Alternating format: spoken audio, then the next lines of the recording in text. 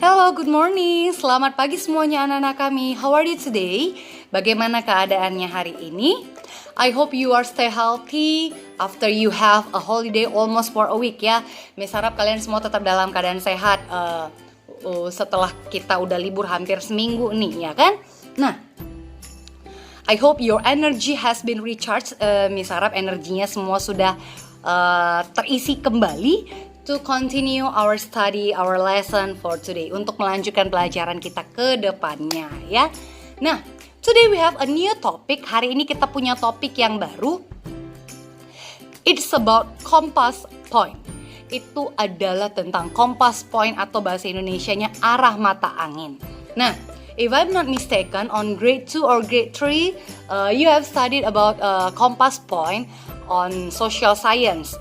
Miss kalau nggak salah kalian udah pernah belajar tentang arah mata angin mungkin di pelajaran IPS ya, kelas 2 apa kelas 3 atau kelas 4 gitu ya kan. Nah, timur, barat, selatan, utara, that's what that we call a compass point. Itu yang disebut dengan arah mata angin tadi. Nah, what is the function of compass point? Untuk apa sih kita belajar tentang arah mata angin? Exactly to show the direction, to show a position of a place, a location of a place, ya kan? Tentulah untuk menunjukkan arah atau untuk menunjukkan lokasi atau tempat, lokasi dari suatu tempat, lokasi dari suatu daerah, ya kan? Nah, we can use the compass point. Kita dapat menunjukkan arah-arah mata, kita dapat menggunakan arah mata angin. Nah, Miss, kan kita bisa gunakan yang the simplest one, kita bisa pakai yang lebih sederhana. For example, turn left, turn right, or go straight.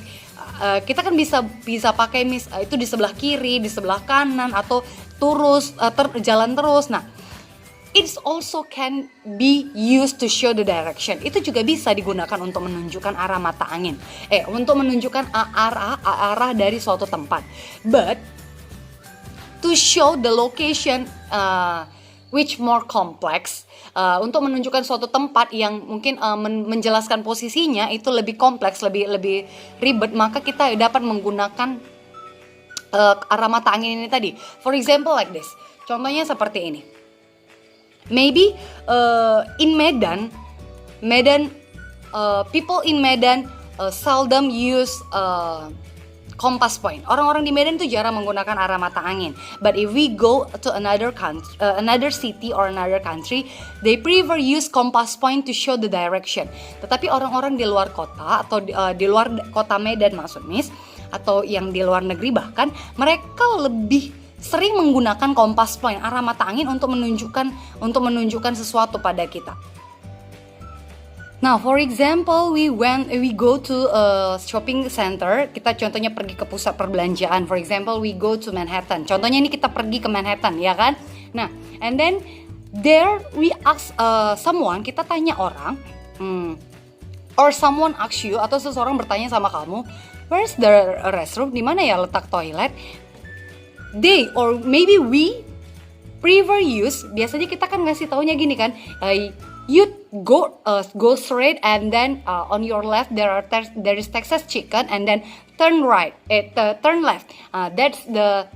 There's the toilet. Nah, contohnya kamu bilang kamu nanti jalan terus Kak atau Bang, jalan terus. Nanti kan di sebelah kiri nanti itu ada Texas chicken. Nah, terus tuh belok ke kiri aja.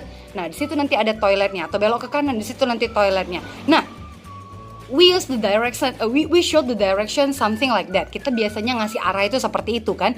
But imagine when we go to another city, kalau kita pergi ke suatu ke luar kota, for example we go to Jakarta. Contohnya kita pergi ke Jakarta, and then the shopping center is bigger, dan mungkin mallnya itu lebih besar, or not a shopping center, mungkin nggak ke mall kali ya.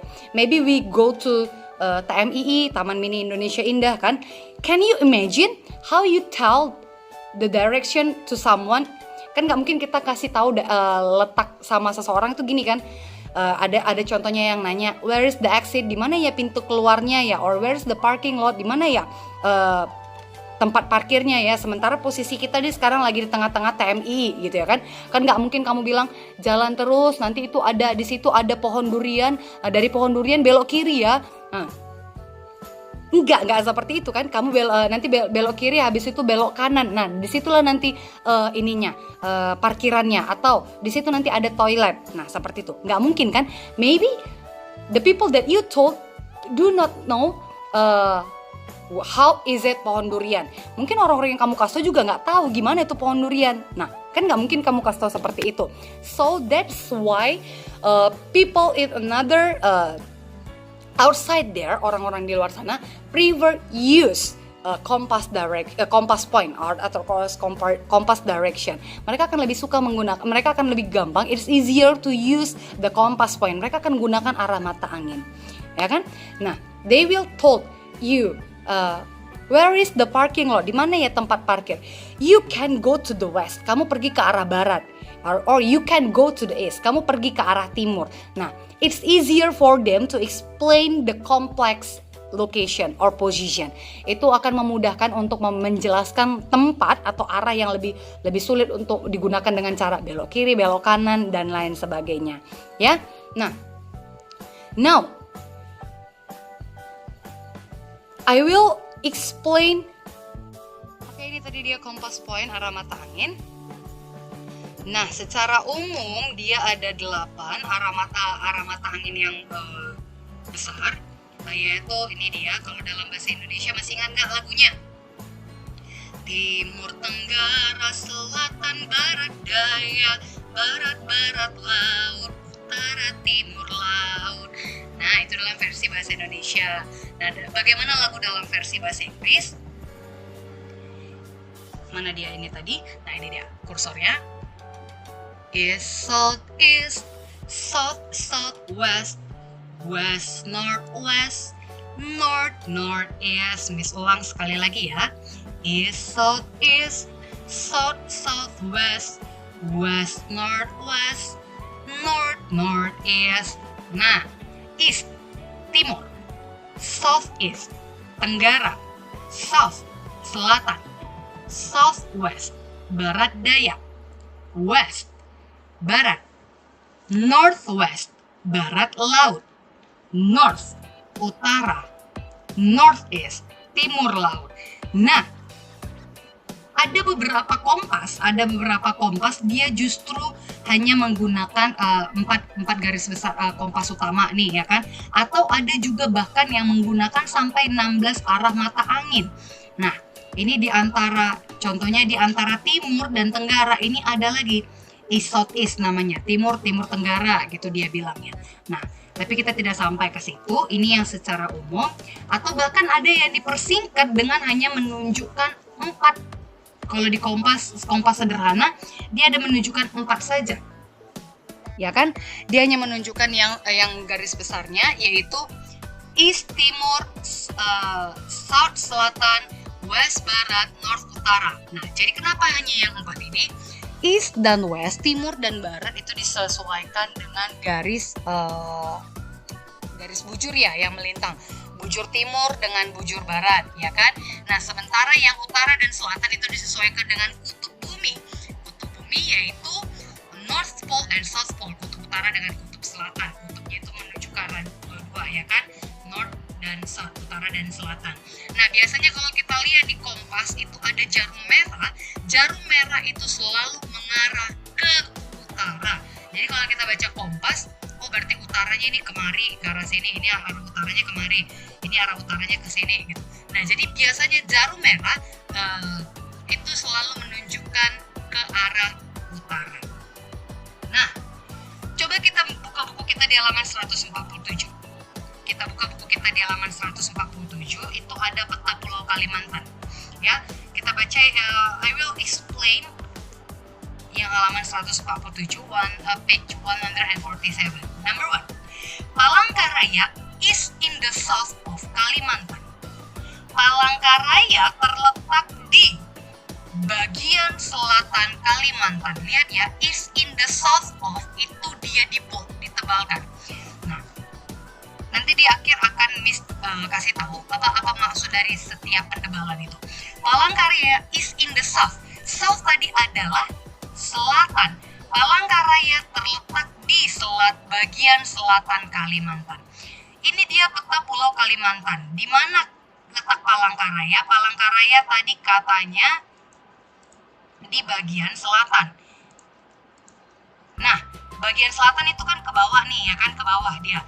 Berarti inilah dia bagian selatannya, Palangkaraya. And then, number 2, Banjarmasin is in the southeast of Kalimantan. Banjarmasin terletak di Tenggara. Banjarmasin terletak di Tenggara. Jadi ibarat kita buat kemari. Nah, nih di sebelah sini dia ke arah Serong ya, gitu ya. Banjarmasin, mana dia letak Banjarmasin? Inilah dia letak Banjarmasin. Ini yang pertama, tadi ini yang kedua. Banjarmasin terletak di bagian tenggara. Ini bagian tenggaranya Kalimantan. Number 3, Pontianak is in the west. Pontianak terletak di bagian barat Kalimantan. Kemari arah barat. Arah baratnya kemari, maka inilah dia letaknya. Pontianak terletak di bagian barat Kalimantan. Letak barat itu ke arah sini ya. Nah, Samarinda is the capital city of East Kalimantan. Ini nama kota ya, nama daerah ya. Samarinda adalah ibu kota dari Kalimantan Timur. Kalimantan Timur, timur berarti ke arah sini. Inilah dia, ini arah timur Kalimantan. Nah, ini dia letak Samarindanya. Itulah adalah ibu kotanya. Next, Tanjung Selor is in the north of Kalimantan. Tanjung Selor letaknya di bagian utara Kalimantan. Utara itu tadi menunjuknya ke atas ya kan? Mana dia Tanjung Selor? Nah, ini dia. Ini tadi number 4, ini number 5. Tanjung Selor terletak di bagian utara. Dia terletak di bagian atasnya Kalimantan ya. Bagian utara Kalimantan. Next, Ketapang is in the southwest of Kalimantan. Mana dia southwest? Ini dia. Ketapang terletak di bagian barat daya Kalimantan. Ini Kalimantan mana barat dayanya? Ke arah sini tadi kan? Nah, ini dia Ketapangnya. Next, Pontianak. Nah, ini perhatikan ya.